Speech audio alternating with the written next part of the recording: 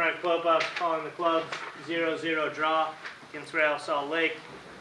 Frank, once you sit down, if you could start out with your thoughts on the match. Yeah, I mean, I thought that we had a good start to the game, you know, and then throughout the game as the half went, I thought we lost a little bit of momentum because, you know, once I thought we kind of forced the ball at times, and we talked about that, just the ability to, you know, be very quick in transition and always to look to switch the point of attack. I think that was you saw a lot of the moments when we did, and we were good. And you know, with a team like this, you know, you don't get too many looks. You know, we had a couple good looks, at least in the first half, and so you need to put them away. But I felt that other than that, I thought the team, we didn't give anything away. We were very solid as a group defensively. And then, you know, you have one or two opportunities that you got to put away against a very good team, and that's what the game comes down to. But overall, I'm happy with the performance of the group. I mean, it'd be great to get 3 points, but in games like this, you know, when you get those opportunities, you got to make them finish. You got to make them pay. You know, you got to put them in the net because you're not going to get too many. So those are my comments. Seth? Can you talk about the decision to start Austin? Yeah, with the team on the road and we won, so I didn't want to change anything. I think that positional players on the field is a little bit different than when you have a goalkeeper, you know. So the team played well. I didn't want to change anything. I felt Austin would bring you know, an element to the game from a set piece standpoint also that I think that we wanted to take advantage today. And look, I mean, I've always said that we have you rely on the team, and I didn't want to make any changes coming off the road victory. Jeff? Frank, can you talk about RSL's central defense? You know, they've got a pretty big central defenders. Can you talk about the decision to bring in Pupo as opposed to somebody like Orbaruk, who's, you know, a bigger physical presence up top in the second half there? Yeah, because I still wanted to break them down to a combination with our pace.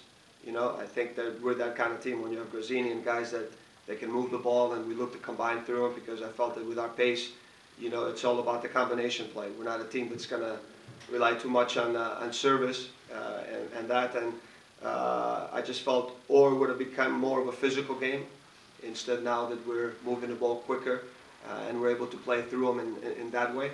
So, you know, and the other thing is that Fede, the games that he's come in, he's looked very sharp even in Chivas. You know, I think he's looking, you know, better and adjusting better in every game. And I thought he was sharp in Chivas. And I wanted, in my mind, I wanted to attack their back line through combinations and be able to play quick through them. Oren? Frank, is it safe to say from your opening comments that you're satisfied with the number of chances and the quality of the chances you're getting? I mean, look, I mean, you got to put things in perspective. You're playing a team that that's a very good team. It's a team that's very much a ball possession team. They build out play. They're very good in their as far as just moving the ball and creating opportunities and combining through the midfielders and the players on top. So, you know, and they're a very good defensive team because they make it very hard. You know, they pressure, they stay very compact.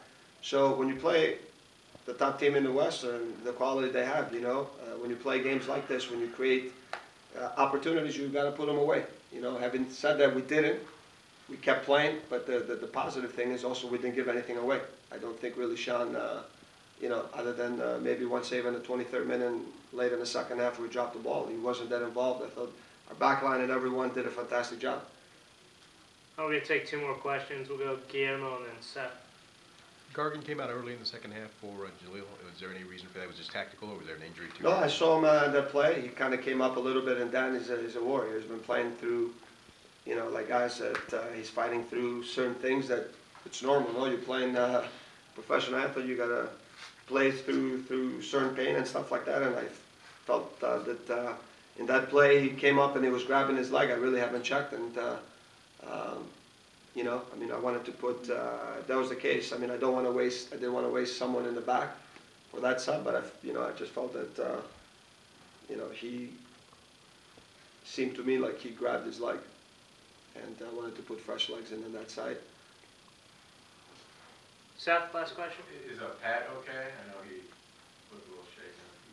Yeah, you know, sometimes with Pat, you don't know, he seems like he's, you know, hobbling at times, and then the next play he's sprinting and stuff like that. So, you know, he was grabbing his leg. He felt a little bit tight. He's been feeling some things in his groin last couple of weeks and stuff like that. So, I saw him, and I think that also I wanted to. It seemed to me like he was in pain a little bit, not himself, and so I made that change. But no concern moving forward, right? You know, you never know with these things. You'll see tomorrow. You know. Thanks, guys. Thanks, Frank.